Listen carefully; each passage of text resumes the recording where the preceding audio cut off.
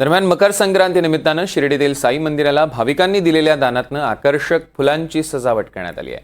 दरवर्षी संक्रांतीला साई मंदिर सजवलं जातं, यंदाही साई मंदिर फुलांनी सजवलेलं आहे। भाविक देखील या दिवशी साईबाबांना तिळगुळ देत कृपा आशीर्वादासाठी प्रार्थना करतात। पायी पालख्या तसंच हजारो भाविक शिर्डीत दाखल झाले आहेत। याचा आढावा घेतलाय आमचे प्रतिनिधी सुनील दबंगे। गोड नाती गोड सण तुम्हाला मिळो खूप धन असा नात्यातील गोडवा असलेला मकर संक्रांती हा सण जो आहे तो शिर्डीमध्ये मोठ्या उत्साहात साजरा होतोय।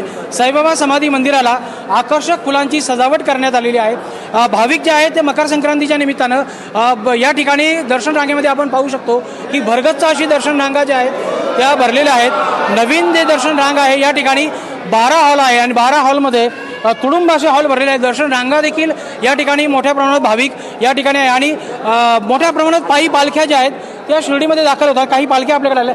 मला सांगा की आपण कुठून आले आहात, किती दिवस लागतात? रायगड जिल्ह्याचे अलिबाग तालुका जिल्हा ते जिल्हा रांजणपाडा गावातून आम्ही 9 दिवस चालत आलो पदयात्रे। 6 तारखेपासून सुरुवात केलेली आहे। 280 किलोमीटर आम्ही पदयात्रा करतो। आज मकर संक्रांत आहे, संक्रांती दिवशी तुमची पालखी पोहोचलेली आहे। काय कामना असते साहेबांकडे, काय मागितले?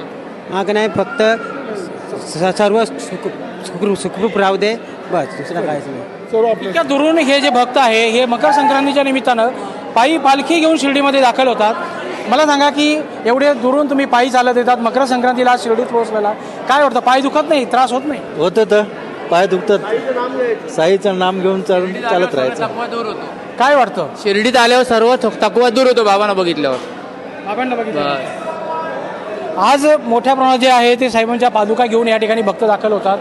काय सांगाल, इतक्या दुरून तुम्ही येतात, पायी प्रवास करतात, काय वाटतं बाबांच्या दरबारी? बाबांच्या दरबारी आल्यावर एकदम सुख समाधान वाटतं इकडं, आणि सर्व भाविक मनोभावाने बाबांची पूजा करतात। अशा पद्धतीने भाविक जे आहे ते मकर संक्रांतीला साहेबांच्या दरबारात पोहोचतात।